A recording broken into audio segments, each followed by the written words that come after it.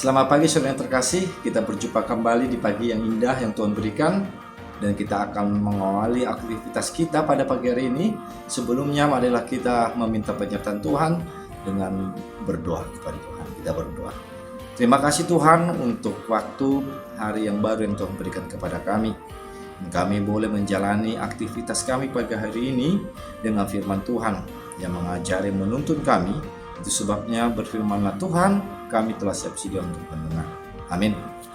Saudara yang terkasih, firman Tuhan yang menyapa kita tertulis dalam Daniel 9 ayatnya yang ke-18. Demikianlah firman Tuhan. Ya Allahku, arahkanlah telingamu dan dengarlah, bukalah matamu dan lihatlah kebinasan kami dan kota yang disebut namamu. Sebab kami menyampaikan doa permohonan kami ke hadapanmu bukan berdasarkan jasa-jasa kami, tetapi berdasarkan kasih sayangmu yang berlimpah-limpah. Demikian firman Tuhan.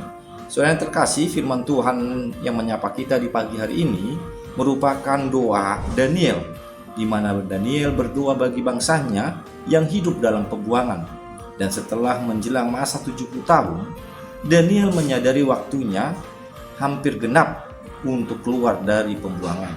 Dan di sini di dalam proses perenungan Daniel terlihat di ayat 10, di mana Daniel menyadari bahwa semua terjadi, kota-kota terbelengkalai, kota-kota hancur termasuk Yerusalem karena akibat dosa-dosa yang dilakukan oleh umat. Itu sebabnya Daniel merenungkan dan berdoa kepada Tuhan dengan dasar yang luar biasa, bahwa dia datang bukan kebenaran umat, bukan betapa hebatnya umat, tetapi menyadari bahwa dia berani datang berdoa meminta pemulihan, yaitu dengan dasar rahmat Tuhan. Itu yang kita baca tadi, bahwa dalam nats ini merupakan suatu hal yang luar biasa, di mana kita diingatkan di dalam renungan ini pagi hari ini, yang pertama, bahwa kita berani berdoa kepada Tuhan sama seperti Daniel, bukan karena kehebatan, bukan karena banyak hal-hal yang kita perbuat kepada Tuhan, tetapi kita bisa berdoa dan menyampaikan seruan-seruan kita dengan dasar keyakinan iman kita bahwa Tuhan penuh dengan rahmat-Nya atau keset kasih karunia-Nya, sehingga kita diingatkan seburuk-buruknya kita, sejauh-jauhnya kita datang ke hadapan Tuhan karena memang Tuhan penuh rahmat, dan marilah kita sampaikan doa-doa kita kepada Tuhan. Yang kedua, dalam hal ini juga kita diingatkan bahwa Allah bertindak di dalam kehidupan kita bukan karena apa yang telah kita lakukan, bukan apa yang telah kita perbuat, tetapi Allah bertindak karena ada kasih rahmat Tuhan yang terus hadir di tengah-tengah karakternya. Itu sebabnya orang Israel selalu mengagungkan Tuhan dengan yang namanya kasih setia Tuhan untuk selama-lamanya, atau kilem olam asto, yang artinya memang Tuhan tidak pernah mengingkari kasih setianya sampai kapanpun. Kasih setia itu ada dan melekat di dalam diri Tuhan.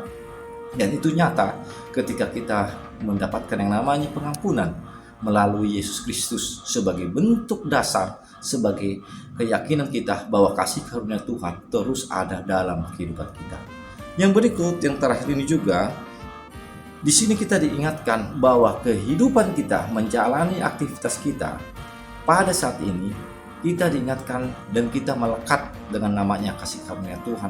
Itu sebabnya Rasul Paulus dalam Roma 8 ayat 38-39, satu hal yang diingatkan oleh Rasul Paulus kepada kita orang percaya, bahwa tidak ada hal apapun yang dapat memisahkan kita dengan kasih karunia Tuhan. Oleh karena itu, buruk atau baiknya, bahagianya atau sukanya yang hadir di tengah-tengah kehidupan kita, kita diingatkan bahwa kasih karunia Tuhan, rahmat Tuhan selalu hadir di tengah-tengah kehidupan kita. Itu sebabnya saudara yang terkasih, yang terakhir sekali, jalanilah kehidupan kita, aktivitas kita dengan yang namanya sukacita dan dengan rahmat Tuhan. Amin. Kita berdoa. Terima kasih Tuhan untuk hari yang indah yang Tuhan berikan kepada kami, dan biarlah kami menjalani aktivitas kami dengan kasih karunia Tuhan yang menjadi dasar kami untuk dapat memohon melalui doa kami, dan juga Tuhan menyertai kami bukan karena hebat kami, tetapi karena kasih karunia Tuhanlah yang terus menuntun dan menemani perjalanan kehidupan kami.